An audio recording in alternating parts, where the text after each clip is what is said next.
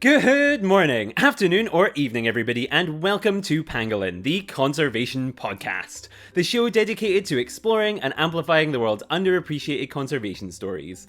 The stories that inspire me, and I hope will inspire you too. I'm your host, Jack Baker, and today I am joined by Chris Anderson and Fano Ratsoavina from the IUCN Chameleon Specialist Group to celebrate a very, very, very, very, very important day, the first ever International Chameleon Day. Yes, that's right, it's the first ever one. It's happening on May 9th this year, and I am so excited. With over 200 different species found in habitats from rainforests to deserts, chameleons are some of the most incredibly diverse and inspiring animals on the earth. They are bizarre, they are magical, they are enchanting, and I am so in awe of them. Today, we're going to dispel some of the misconceptions that people have surrounding them. I hate to disappoint you, but that does mean that we have to talk about the fact they can't quite transform into everything that cartoons might make you believe they can. We talk about what makes them unique and some of the incredible abilities they have, like ballistic tongue projection, which is just...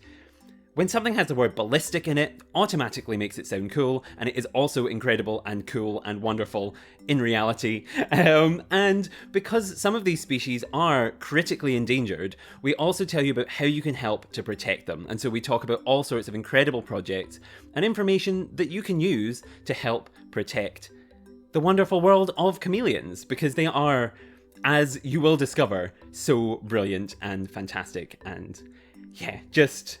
I'm in awe constantly of them. They are just amazing. We also, of course, tell you how you can celebrate International Chameleon Day on May 9th. We find out what made Chris and Fano fall in love with chameleons in the first place, because there are 100 reasons why, so we need to find out exactly what it was. And we discuss some of their favourite non-chameleon related underappreciated species. And just for all you reptile lovers out there, this one is for you, because we bring up some amazing stuff, and it's so exciting. I can't believe it's just great. I feel like World Days are a brilliant excuse to just have a nice celebration of a species, and yes, they raise awareness, they raise funds, they raise all these things, but they also let us just look at the beauty and wonder of an animal. And today that is the chameleon, and I'm so excited for it. I'm so excited. But that is enough from me. I will let the episode play. And yes, without further ado, happy International Chameleon Day, and let's get started.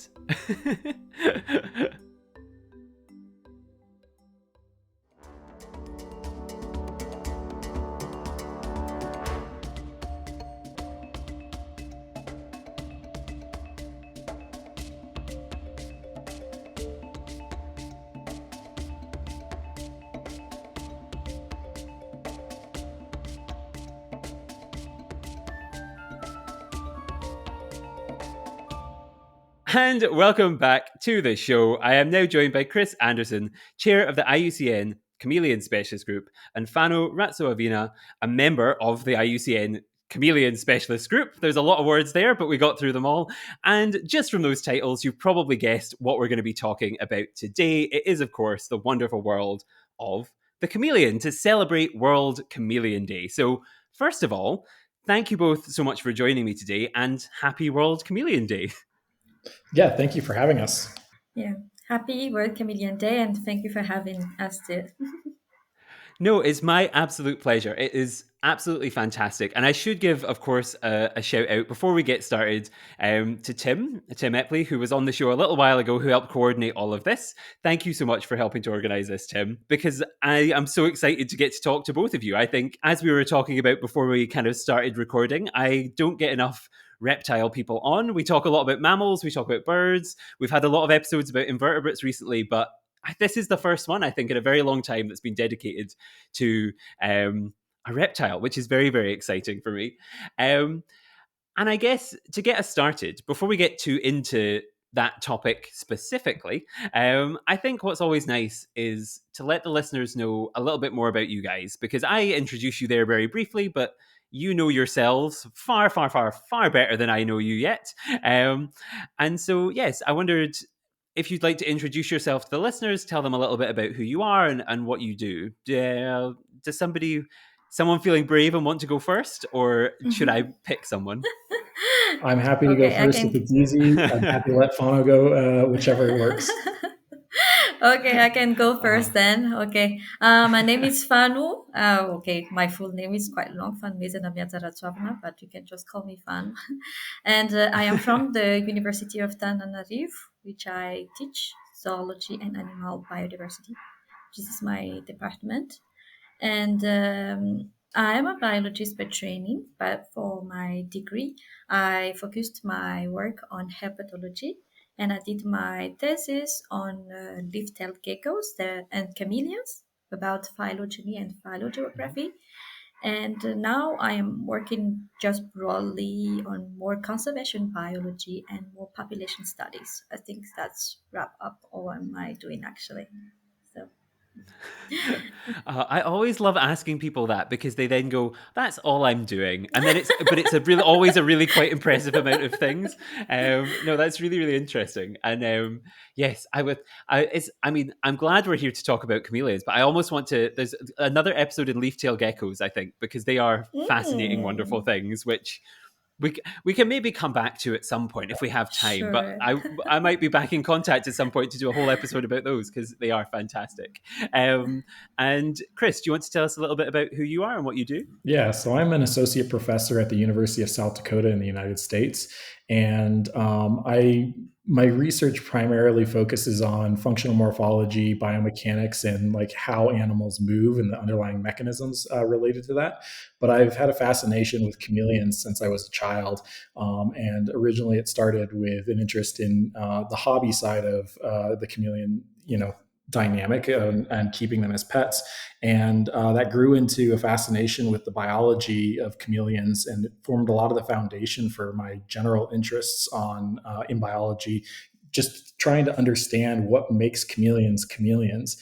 And so I did my PhD research looking at feeding in chameleons, so ballistic tongue projection, one of their really cool, unique features.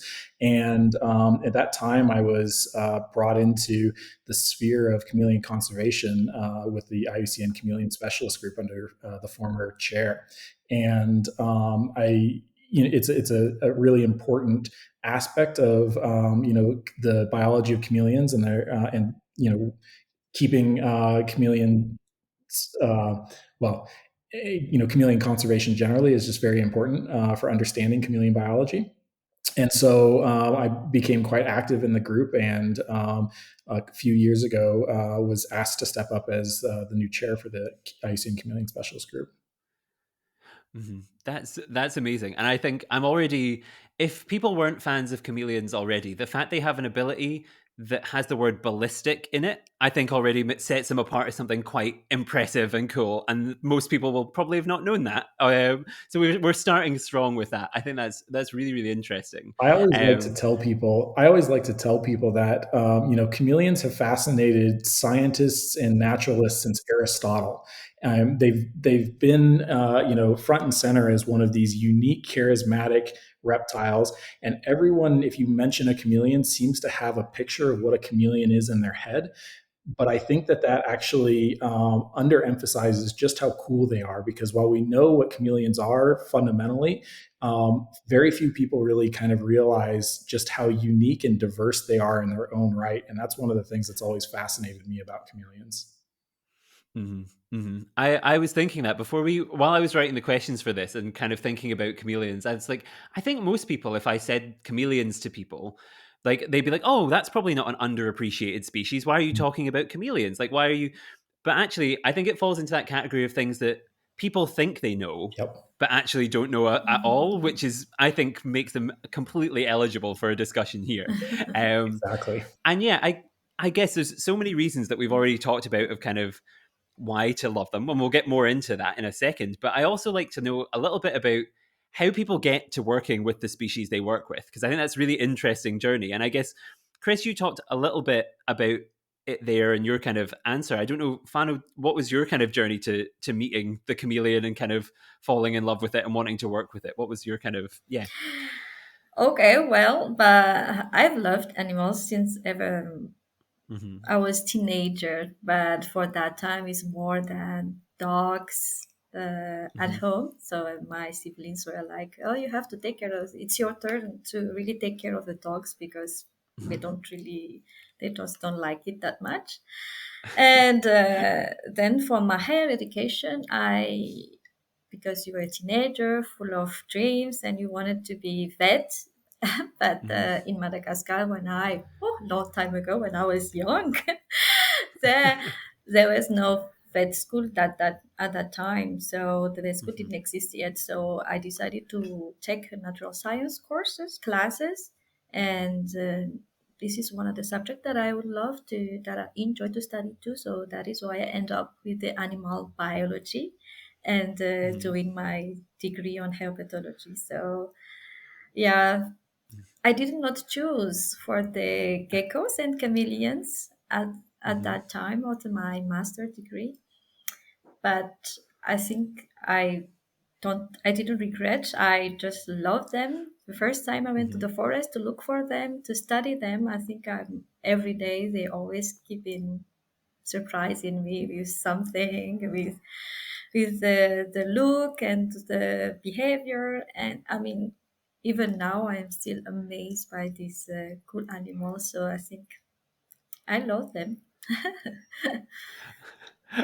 That's brilliant, and I think that's the thing, right? You have to work with something that like every day can amaze you and astound you, and do something that like catches you off guard, and it must be fascinating, especially when you're working with things that like you're learning something. When you love something so much, also to be learning things about it that potentially no one else in the world has thought about or seen or learned before. It must be so fascinating, so fantastic. um I think and I one of guess, the Chris. things, yeah, I think Oh. one of the things building off of what you're saying is, chameleons. As much as we all kind of know what a chameleon is, they're highly misunderstood animals, and there's a lot of superstitions about chameleons in their native range, misunderstanding of some of the biology of chameleons and why they do some of the things they do or how they do some of the things they do. And for an animal that has as many unique characteristics and features as they do that set them apart, we tend to know very little about many of them and the mechanisms. And every year we're learning more about them, and it's just really a fascinating group because every time we turn around, we're being exposed to new information about them that really um, just helps shape our understanding of the family better, and kind of revolutionizes some of how even myself think about chameleons, having worked with them for years now. Hmm. Hmm. And the perfect segue, the perfect segue into the next question I was actually going to ask, because I think we have said, oh, they're amazing and they do all these amazing things, and people probably don't know enough about them. And we've kind of talked around them a little bit, but I guess they're the main character of this story. So it's time to introduce them and talk a little bit about them and what makes them so special. I don't know if anyone, does somebody feel, I don't know, Chris, you've seemed very excited there about some of the things that make them unique and special. Could you describe, for people who maybe don't know anything about chameleons, what is a chameleon and what are some of these unique features that make them so special? Yeah, so I think as an anatomist, as a morphologist, I'm really drawn to chameleons because so many of their adaptations that make them unique. If you think about a chameleon, we're talking about a group of lizards that, by and large, many of them are arboreal, so they're living in trees or in bushes. Although there's some species that live in more terrestrial environments. Oftentimes, what you see when you see a chameleon is an animal that has a laterally compressed body, and so they're very narrow and flat, but quite tall, and that helps them traverse that kind of arboreal setting that they live in. They also have a number of features to specialize in that type of substrate, walking around on twigs and branches. They have these pincer like feet where their toes are organized into opposing bundles that make it so that they can grab onto branches a lot like forceps.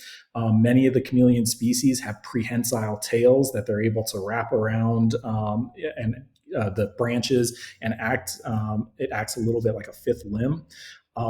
They are able to project their tongues up to 2.5 times their body length at performance values that is the highest acceleration and power output that's ever been recorded for any amniote movement. And so that's basically any movement among reptiles, birds, and mammals. Their acceleration and power is the highest that's ever been recorded. They have independently rotating eyes where they can look almost in 360 degrees, and they can focus on two things at once. But then they can also hone in and look binocularly at a prey item before they launch their tongue. And then they have kind of one of these classic chameleon adaptations is their color changing ability, and that's one of those things that I think is one of the more misunderstood features of chameleons, because historically there's a lot of emphasis and old wise tales about chameleons changing color to match their background. And there's kind of that classic thing, if you put them on a red piece of paper or a plaid shirt or something like that, that they're going to match that background. And it's not really like that. Chameleons do some color matching. There's some good research that shows that they will try to conceal themselves from predators by either matching the sky above them if it's a predator that comes from below, or like the ground below them if it's a predator that comes from above. So it's not that they don't change color to do some color matching. They do, but it's a lot more dynamic than that. They are changing color to communicate with each other, to thermoregulate, to undergo courtship and antagonistic interactions. And it's a really interesting mechanism that they use to do that. But it's one of the most characteristic features, but it's also one of the most misunderstood features of chameleons. And so I think that kind of summarizes what chameleons are just in a nutshell. But then there's so much variation across the family in many of those features. We're talking about a family of chameleons that has 228 species that are currently described. Those are distributed among 2 subfamilies in 12 different genera.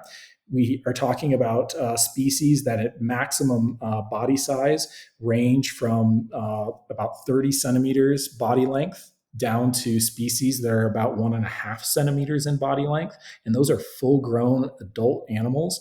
So it's an incredible amount of variation in body size.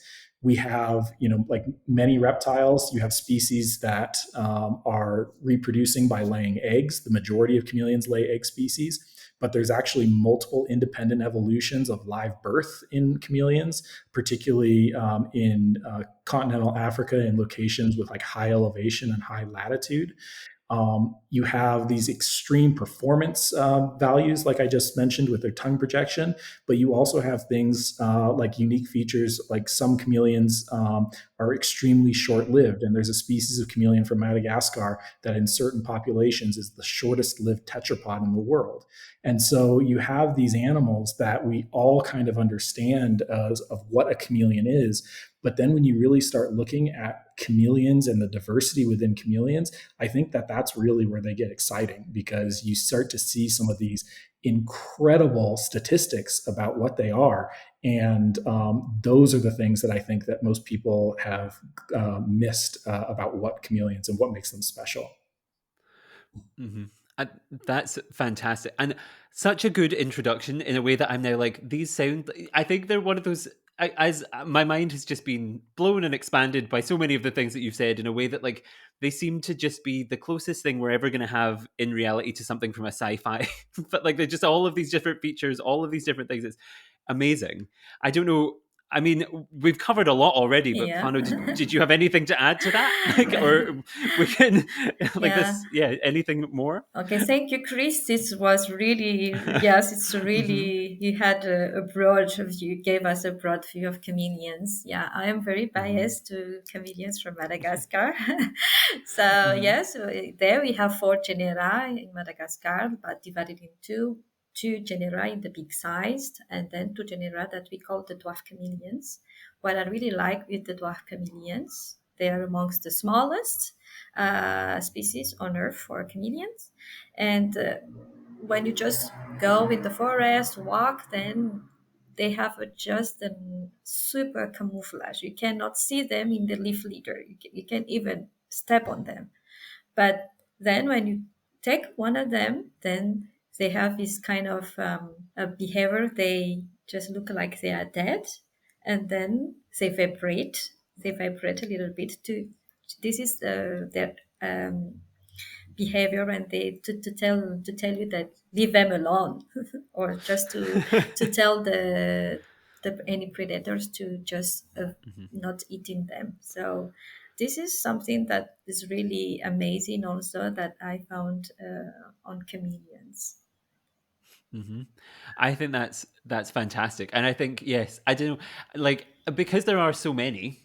Is there one? If you, I'm not going to make you pick favorites. I think that's not fair. But if there was one that, if the listeners are kind of sitting here thinking, "Oh, there's such diverse things going on," if there was one chameleon that you had to say, "Go and look at this. This is an amazing, like Wow. amazing being." If you had to pick one, which would you say they should go and look up a little bit more, like just for a picture or a what? Yeah, Fano, do you want to? That is so hard. I have three. That's okay. We can go with just yeah, quick fire three. People can go and Okay. have a quick search of them all. To really see like an alien species of chameleon, you can go to the Hmm. Tsingy de Bemara, it's the karstic ecosystem. This is the Bruchisia Hmm. pararmata. This is one of the very threatened species of chameleon. Hmm. So this is a must-seen one. Hmm. And okay, I think I am too biased to have chameleon, to have chameleons because I love them. And Hmm. the second species is Bruchisia vadoni. They Hmm. are dwarf chameleon. They're supposed to be brownish, but this species it can be purple, have some greens, and I really love them. Hmm. And okay, the last one, not a dwarf chameleon, but it's from the big size, the Kaluma tarzan. Kaluma Hmm. tarzan is because I just love the story behind how we have discovered the species, and they look very nice also with this spade-like nose. So Hmm. these are my three favorite chameleons. Sorry. I think three is fine. I think that's an impossible. It's like asking a parent to pick their favorite Ah, child. It's not yes. fair. It's not fair. Chris, do you have any extras? You'd be like, this is the one. This is the one for me, or the three for me. What would be your? Well, first, I have to just comment that Fano picked some incredible species there to Hmm. highlight. Those Bruxia Yeah. species that she highlighted, those dwarf chameleons, are incredible. The Bruxia paramata that she mentioned, the Zingi dwarf chameleon, they also call those the armored leaf chameleons or armored dwarf chameleons, are just incredible. The armor and the spines and so forth on them are remarkable. They're actually the only chameleon species that is known to have osteoderms, bones in the skin itself. And they're super cool. And the Bruxia vadani is an incredible species, just beautiful for a little leaf chameleon that, like she said, is supposed to be so cryptic, and also just covered with these spines that make it look really impressive, and it actually really makes it blend into the moss extremely well. So I have to agree that those are some incredible species, and highlights the Malagasy chameleon diversity really well. Um, you know, asking me what my favorite chameleon is, like you said, a little bit of an unfair question. I can't pick favorites because there's so many that have so many interesting features. If I had to pick one or two, though, based on some of their unique features and interesting biology. One of those would have to be the Namaqua chameleon, which is from the desert sand dunes of Namibia. And this is a habitat where the sand temperatures get over 40 degrees Celsius during the day. There's very little rainfall. They basically are having to eat with the morning mists that come up onto the dunes. And it's a species that's largely terrestrial. It's literally walking around on the sand, and that's just so bizarre as far as chameleons go that I have to kind of highlight those as a species that is just incredible. Um, I would say that another one to look at. jumping in on Fano's picks there, is Brooksia nana. That's the smallest currently described chameleon species, and it is minuscule. And if you look those up, you're going to see a lot of photos of them like on the tip of researchers' fingers or sitting on the end of a matchstick. And I think that that really contrasts beautifully with the largest chameleon species in Madagascar, the Parsons chameleon, Kaluma parsoni parsoni. And the size difference of these animals and the way that they're built is just incredibly different. But I would have to say that some of the continental African Trioceras species are really kind of special to me. These species have some incredible ornamentations on their body, including like annulated horns that project out of their nose or above their eyes, and these long neural processes off of their vertebra and their base of the tail and their body that create these sail fins. And so Trioceras montium, which is the Cameroon two-horned chameleon or Cameroon mountain chameleon, is a great example of that, that just has some really bizarre features that I think are just exceptional. Mm-hmm. I think the excellent picks. There's a lot there for people to go now away and dig into, because I think, and for me, I'm now like, I have 100 questions about each of these different chameleon. Why did I do this to myself? Because now I want to ask you about all of the different types. That's fantastic, and I think, yeah, especially because I don't know, the one that I am, the chameleon that I suppose I'm most familiar with, and the one that I have seen and experienced the most, just because growing up in the UK, there's not, you don't see a lot of chameleons about unless you see them in zoos or in these kinds of collections and things. So I'm more familiar with Parsons chameleon. That's the one that I kind of picture when someone says chameleon. But then, yeah, when you start to think about it and all these other different variations and physically very diverse, not just in terms of size, but in terms of the way that everything else grows and changes, it's fantastic. And I think the one that really shocked me, the thing that you said that really shocked me is, I think, and it will have shocked a lot of listeners, is you think about chameleons, you think about them on a branch in a tree. Mm-hmm. You don't think about them on a sand dune. Yeah. So that was really, really interesting. Really, really interesting. Is that kind of the most bizarre place you will find a chameleon, or is there more kind of, what's the most shocking place for the listeners you might find a chameleon? I think just the diversity of habitats in general is incredible.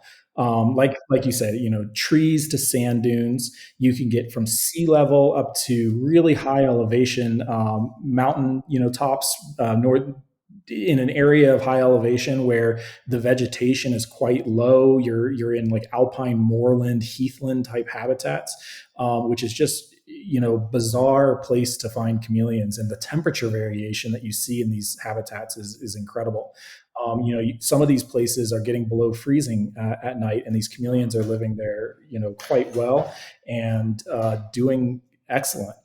Um, you have habitats from like woodlands to tropical rainforests. You have basically you describe a habitat, grassland, anything. It seems like there is a chameleon, other than aquatic environments. It seems like there's a chameleon that has figured out a way to exploit it. Mm-hmm.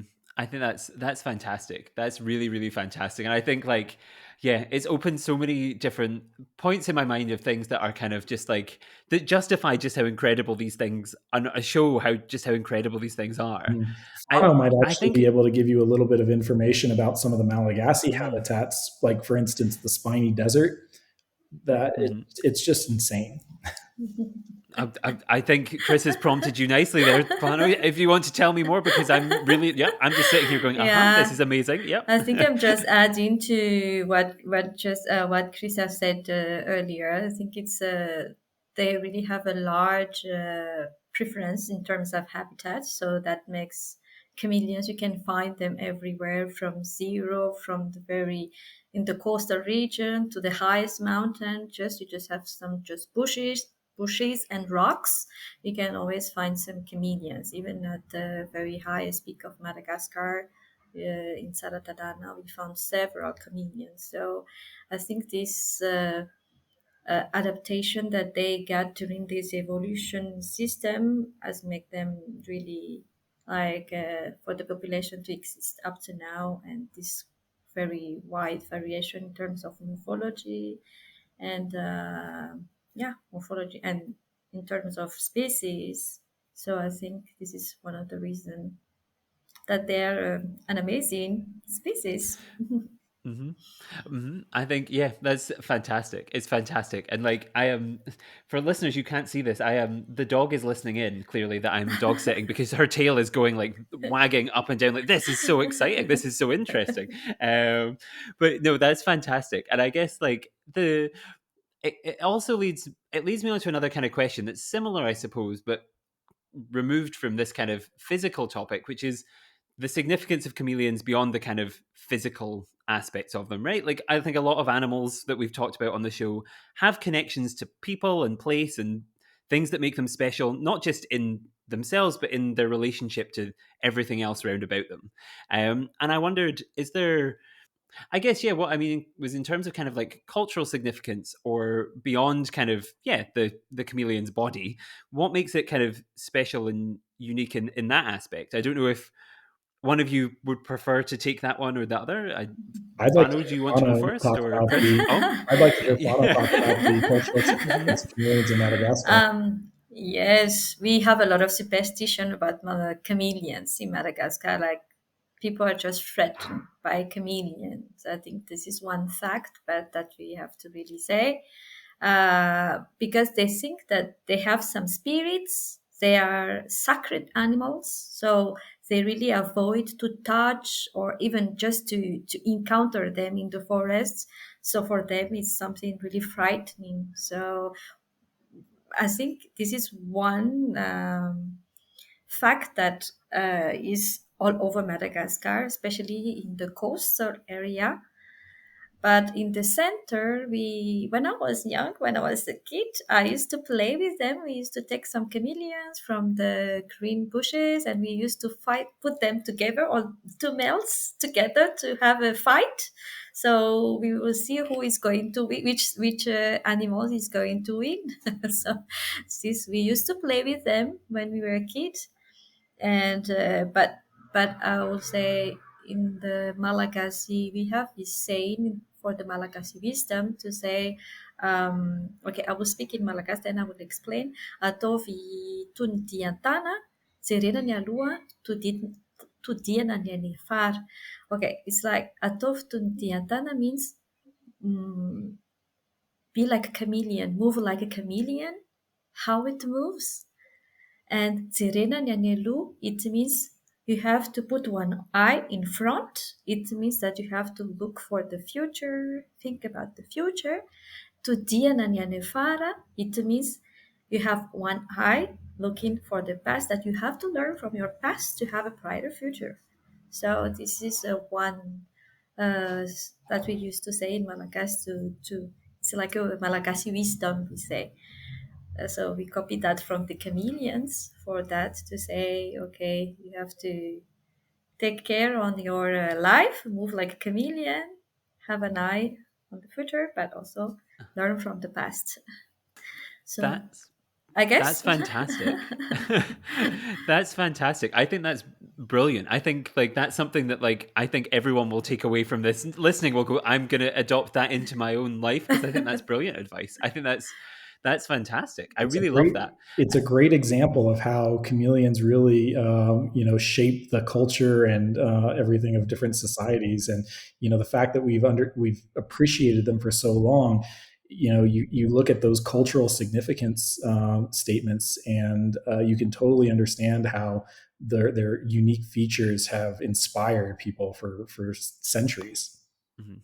Mhm. And it's interesting to think, I guess, about the fact that there's this brilliant phrase that kind of makes you be like a chameleon, but then at the same time, you mentioned at the start, people have this fear, or some people will have a very different relationship with them. I think that's very interesting, kind of contrast there as well, of these kind of two different relationships to a similar kind of thing. That's really really interesting. Um, is it something that like generally people are kind of would the same people use these two kind of phrases and kind of be kind of like be like a chameleon but also don't touch a chameleon, or are these from two different places, two different experiences?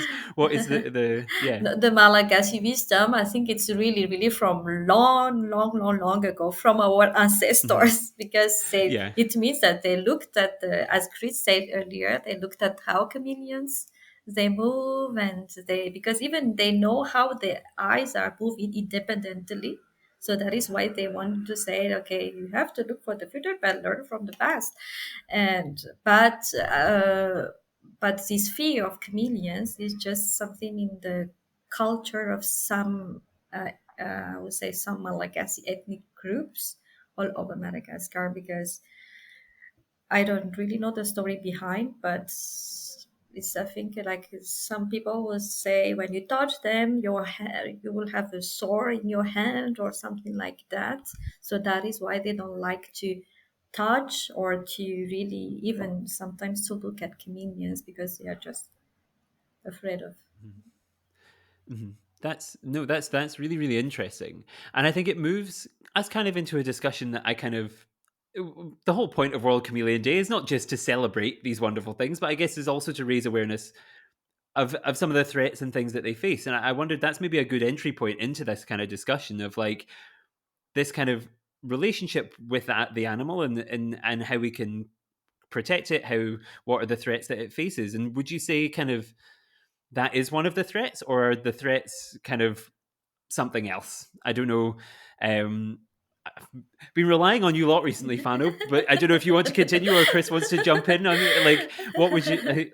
Yes. I can start and then Chris can add more on that. Say when you say threats, oof, many kinds. But I guess like us, when we don't have homes, where are we going to feed? Where are we going to do all our activities? The same for the chameleons. The habitat degradation, destruction, the forest destruction is one of the main threats for every species.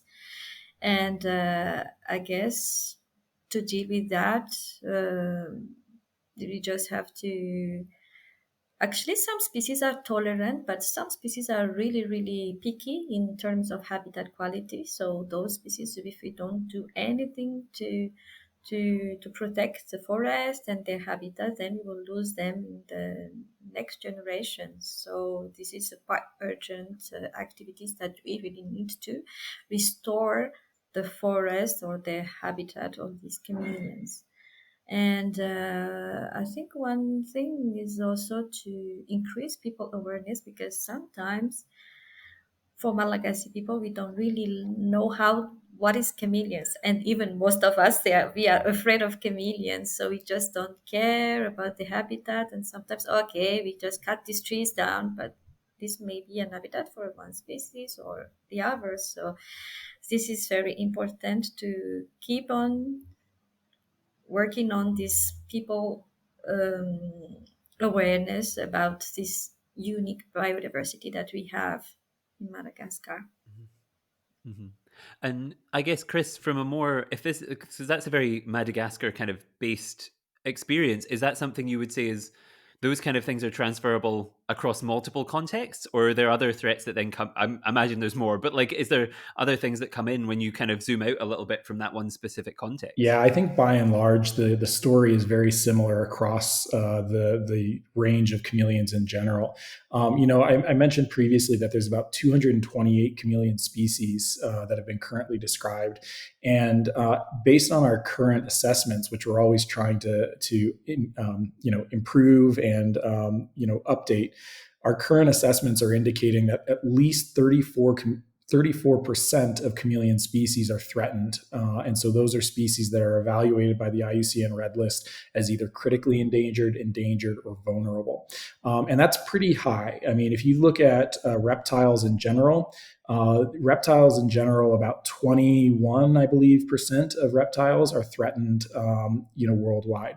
And so we're talking about a significant increase with the threat status of chameleons. And one of the things that I think is important to understand with the chameleon diversity is part of the reason that we have as many species of chameleons as we do is many species are local endemics.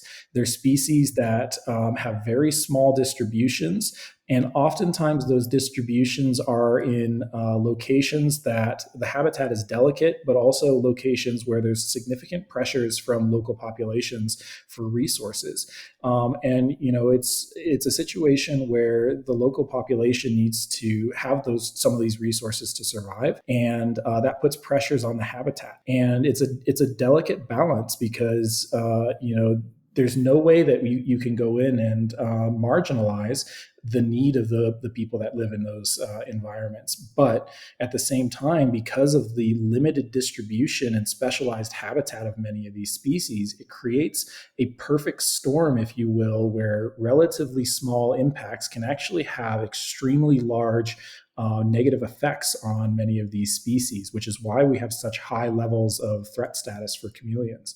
And that's true pretty much across the range of chameleons generally.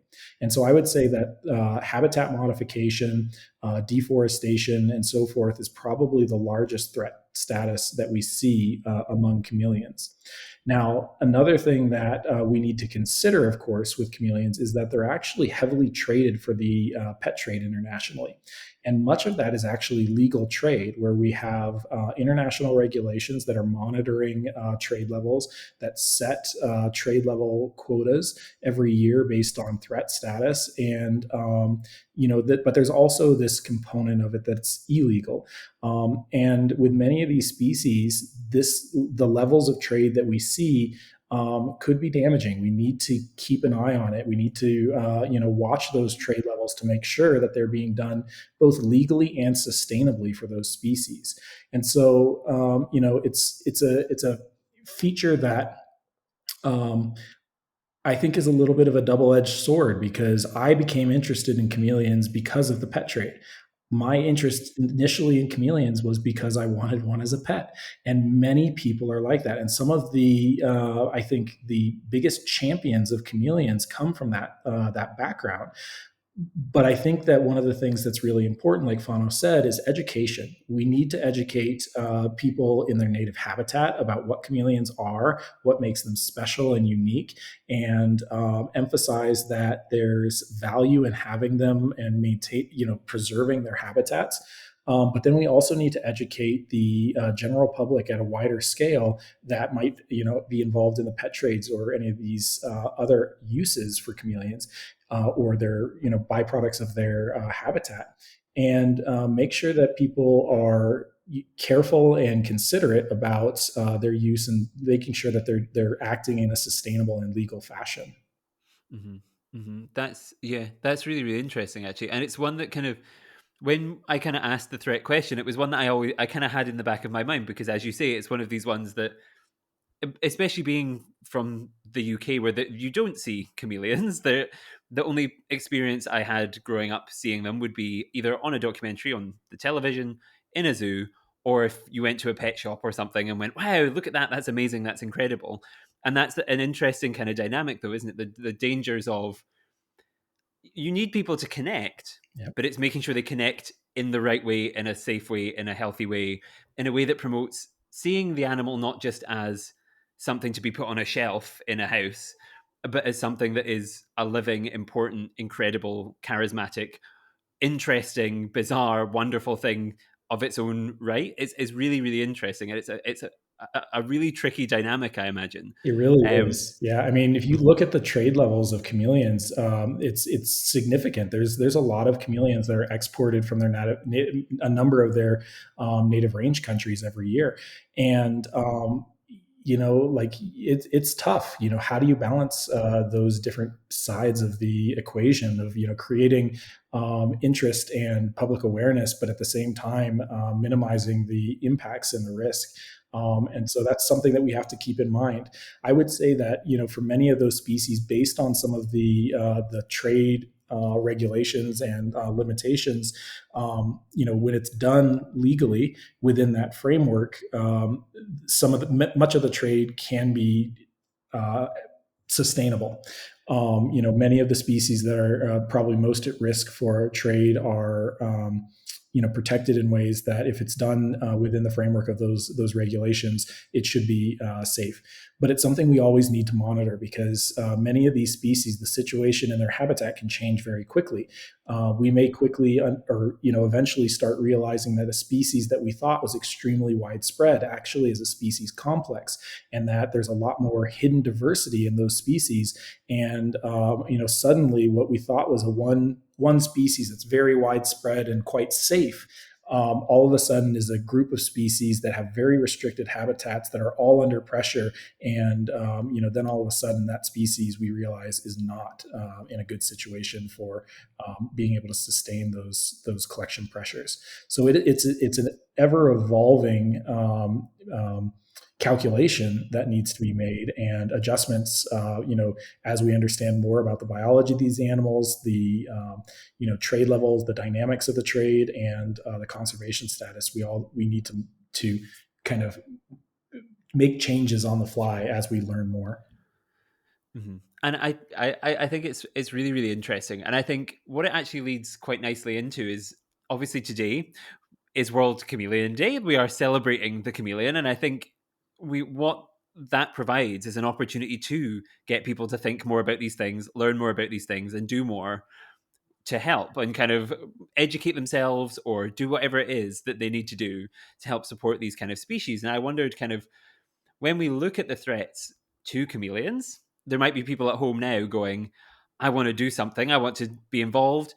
And today is the perfect day to encourage them to do that. So I wondered, like, turning it from kind of the threats onto how we can move forward and start to kind of protect and get people involved and get people to kind of support.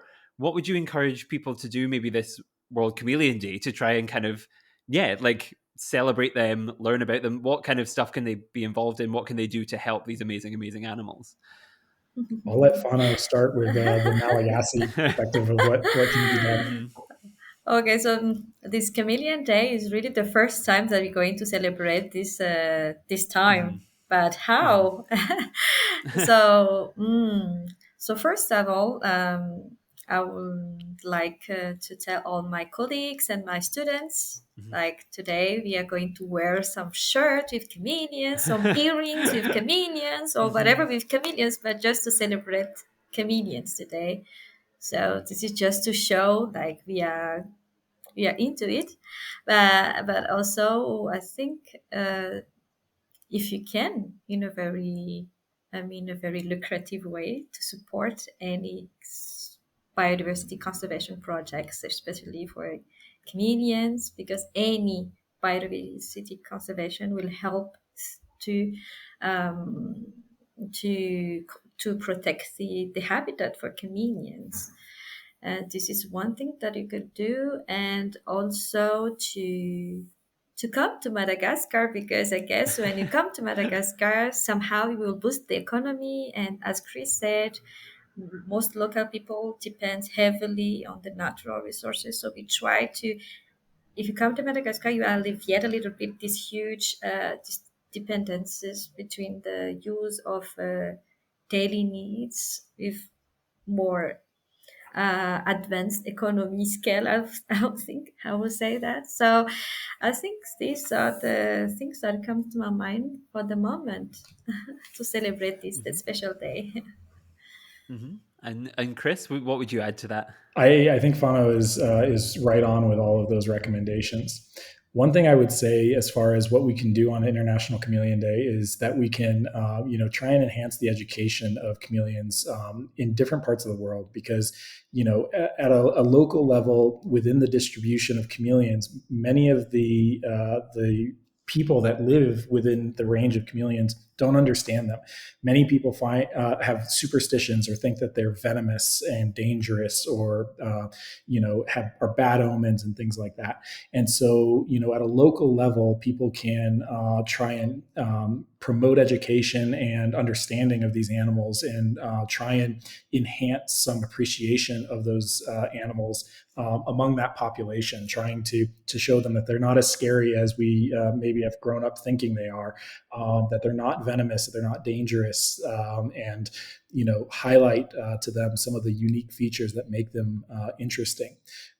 At a global scale, highlighting the diversity of chameleons and some of the threats that they have in the wild, and promoting that education and emphasizing the need for sustainable practices for the habitats, as well as utilization of chameleons in the trade and so forth.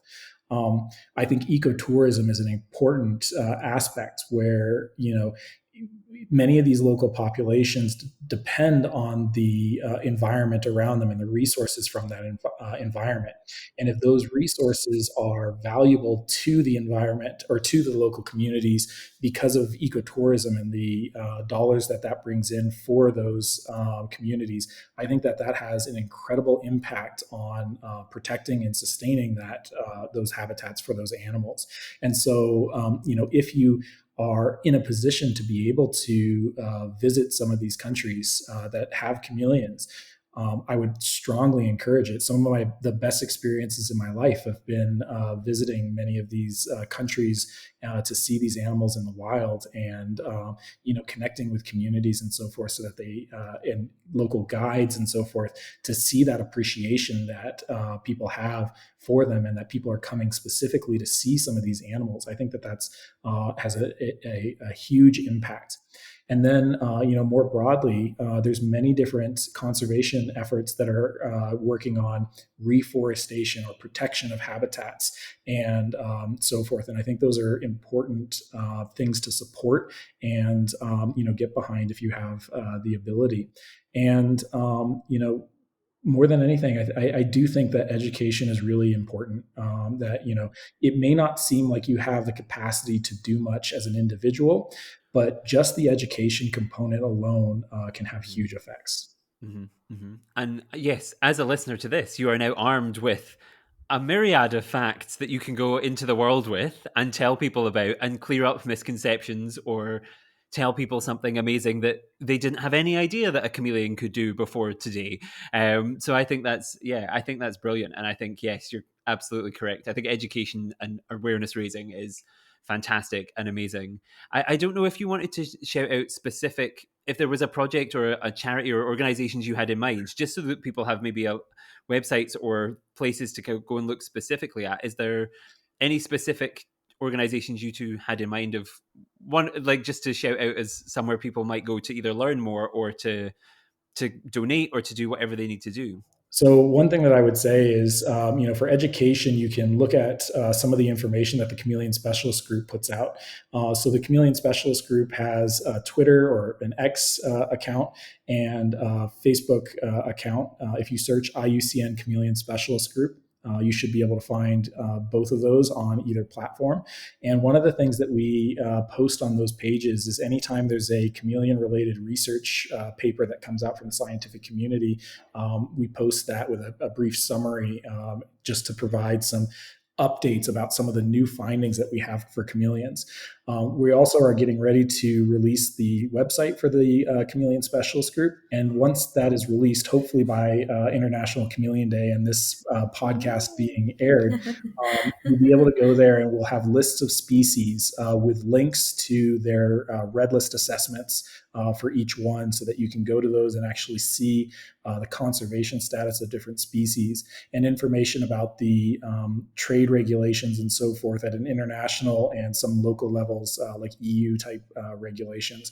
And so that can be a starting point for finding some important information about chameleons, how they are faring in the wild generally, as well as at an individual species level, and what some of the protections are for the trade in those animals. That's brilliant. And I'll put links to all of those resources and things in the description of this episode. So anyone who's listening and is intrigued can go down there, and the link will be there, so you can click and go right to the website if it's ready. I will add it as soon as it's there. I will add it to the description. And yeah, all of the Facebook pages and other things. I don't know, Fano, do you have anything to add to that? No, Or I think Chris has already talk about education. I think it's so right. Like, because me, I am teaching at my department. So I guess it's a really powerful instrument to use to really pass on this information, because of then most of our students will go in the field, they will meet some local peoples, and I guess they can always pass the message on. So any materials that can help us on and support us on doing this education is very, very important. So yeah, thank you, Chris. No problem. Yes, Thank you for all your perspectives. yes, I think that's brilliant. And I think another organization to highlight just quickly as well, I would say, is of course Wildlife Madagascar, who brought the three of us together.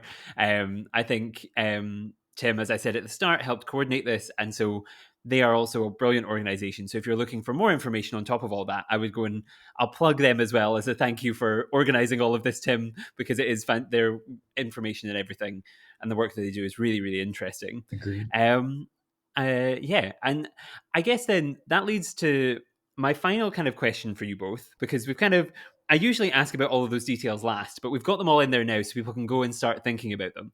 But the final question I will ask you, and I like to ask everybody, is of course, pangolin is a celebration of underappreciated species, and underappreciated stories, and underappreciated things. And of course, today we are mainly talking about the chameleon. It's its special day.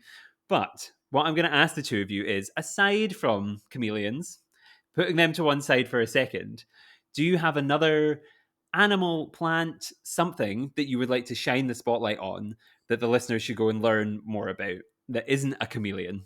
That's the one rule. Fano, do you have one? Okay, I will just tell people to look for uh, leaf-tailed geckos. They are really Mhm. underappreciated, but every time you post something about Malagasy biodiversity, they are there, but nobody's talking about them really. So I Mhm. guess we have to also, they deserve an international day like chameleons too. Oh, I think that's fair. I think that's fair. What if you could give the listeners one like little like what is like your favorite fact or your one? I know I asked you for one thing earlier and we got three, but this time one thing. What's the one most amazing thing about leaf-tailed geckos? They are really cool animals. I mean, this group is really amazing how they do camouflage, how they just like move, and how they just hide themselves in the nature. So, I mean, it's worth it. It's like chameleon. They have a broad variation in terms of morphology or even for behavior. So, I guess this is something that we really need to learn more about them. Mm-hmm. Mm-hmm. I think that's a really solid choice, and another reptile, which is tick like that. That's good. An extra one for the kind of list of things we've talked about. And I guess then, Chris, are you going to also stick with reptiles, or are you going to jump ship to something I'm else? going to stick with reptiles, and before I give kind of my Woohoo! own, before I give kind of my own species group to plug, I have to agree with Fano. The Europlatus, the leaf-tailed geckos, are just fantastic. We're talking about chameleons in this podcast, which are known to be masters of camouflage. But have you seen a Europlatus? They are exceptional at it. The way that they can blend in on the trunks of trees and branches is second to none. They're fantastic at it. So I agree that that's a great group to focus on. Maybe a little less unique and different. I would say turtles and tortoises. Turtles and tortoises evolutionarily are super bizarre and interesting animals, and under an enormous amount of stress and threats across their range. Madagascar has some incredible species that are super, threatened and endangered.